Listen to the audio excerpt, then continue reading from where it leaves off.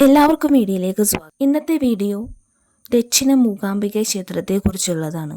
എറണാകുളം ജില്ലയിൽ വടക്കൻ പറവൂർ പട്ടണത്തിൽ സ്ഥിതി ചെയ്യുന്ന പുരാതനമായ ഒരു ക്ഷേത്രമാണ് ശ്രീ ദക്ഷിണ മൂകാംബിക ക്ഷേത്രം.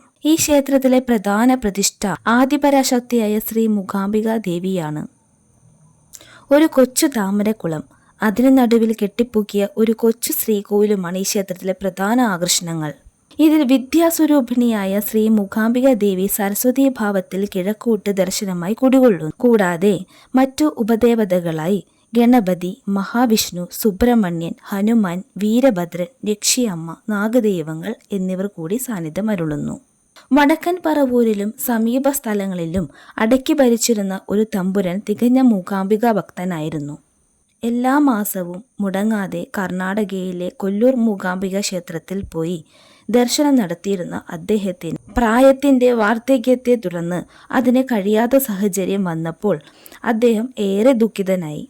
കൊല്ലൂരിലെ അവസാന ദർശനം കഴിഞ്ഞ് നാട്ടിലെത്തിയ തമ്പുരാൻ ദേവിയെ ഭജിച്ച് ദിവസങ്ങൾ കഴിച്ചു. ഒരു ദിവസം രാത്രിയിൽ അദ്ദേഹത്തിന് ദേവിയുടെ സ്വപ്ന ദർശനമുണ്ടായി. സ്വപ്നത്തിൽ ദേവി ഇനി തന്നെ കാണാൻ കൊല്ലൂരിലേക്ക് വരണ്ട എന്നും പകരം പറവൂരിൽ തന്നെ കൂടിക്കൊള്ളാമെന്നും അരുളുന്നതായി അദ്ദേഹത്തിന് തോന്നി. ഇതോടെ സന്തുഷ്ടനായ തമ്പുരാൻ പിറ്റേന്ന് തന്നെ പറവൂർ കോട്ടയ്ക്ക് പുറത്ത് ഉചിതമായ ഒരു സ്ഥലം കണ്ടെത്തി ക്ഷേത്ര നിർമ്മാണവും തുടങ്ങി. മാസങ്ങൾക്കുള്ളിൽ ക്ഷേത്ര നിർമ്മാണം പൂർത്തിയായി. തുടർന്ന് പ്രതിഷ്ഠാകർമ്മങ്ങൾ നിർവഹിച്ചു. കൂടാതെ തമ്പുരാൻ സാധാരണക്കാർക്ക് ക്ഷേത്രങ്ങൾ തുറന്നു കൊടുക്കുകയും ചെയ്തു. ചതുരാകൃതിയിൽ ഒറ്റ നിലയിൽ തീർത്ത കൊച്ചു ശ്രീകോവിലാണ് ഇവിടെയുള്ളത്. ശ്രീകോവിലിന്റെ മേൽക്കുര ചെമ്പുമേഞ്ഞ് സ്വർണ്ണത്താഴികക്കുടത്തോ പ്രശോഭിക്കുന്നു. അകത്ത് ഒരു മുറി മാത്രമേയുള്ളൂ. അതാണ് വിഗ്രഹപ്രതിഷ്ഠ ഗർഭഗൃഹം. കൊല്ലൂരിലേതുപോലെ തന്നെ പഞ്ചലോഹ നിർമ്മിതമായ ദേവീ വിഗ്രഹമാണ് ഇവിടെയും.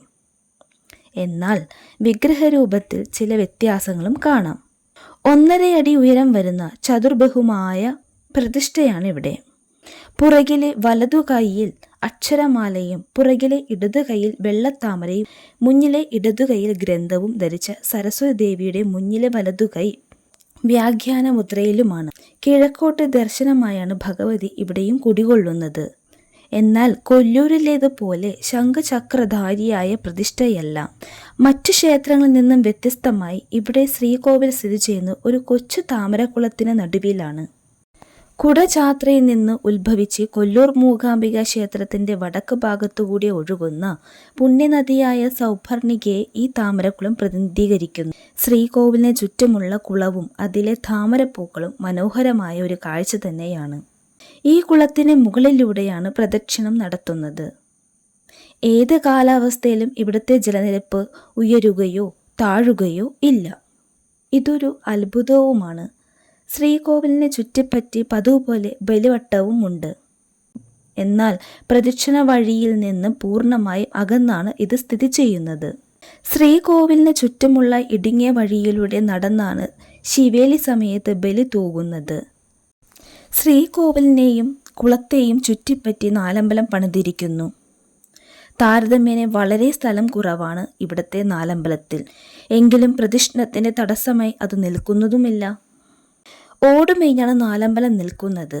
നാലമ്പലത്തിലേക്കുള്ള പ്രവേശന കവാടത്തിന് ഇരുവശവും വലിയ വാതിൽ മാടങ്ങൾ പണിതിട്ടുണ്ട്.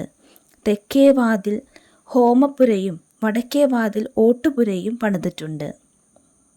തെക്ക് കിഴക്ക് മൂലയിൽ പതിവ് പോലെ തിടപ്പള്ളി പണിതിരിക്കുന്നു. തെക്കു പടിഞ്ഞാറേ മൂലയിൽ കിഴക്കോട്ട് ദർശനമായി ഗണപതിയും കുടികൊള്ളുന്നു. പതിവിന് വിപരീതമായി ഇവിടെ ഗണപതി നട അല്പം മുകളിലോട്ട് മാറിയാണ്. അതിനാൽ മുകളിൽ കയറി നിന്ന് വേണം ഭക്തർ ഗണപതിയെ തൊഴുവാനായി.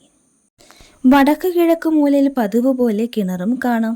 എന്നാൽ ഇവിടെ കിണർ പണിതിരിക്കുന്നത് കുളത്തിൽ തന്നെയാണ്. അതിനാൽ കുളത്തിലെ ജലം തന്നെയാണ് കിണറ്റിലും. ഇവിടെ നമസ്കാര മണ്ഡപം പണിതിട്ടില്ലാത്തതും ശ്രദ്ധേയമായ ഒരു കാര്യമാണ്. കുളത്തിന് മുകളിലൂടെ തന്നെ ഒരു മുഖപ്പ് പണിതിട്ടുണ്ട്. ഇതുവഴി ചെന്നാണ് ഭക്തർ ദേവിയെ വന്ദിക്കുന്നത്. ക്ഷേത്രത്തിലെ പ്രധാന വിശേഷം നവരാത്രിയാണ്.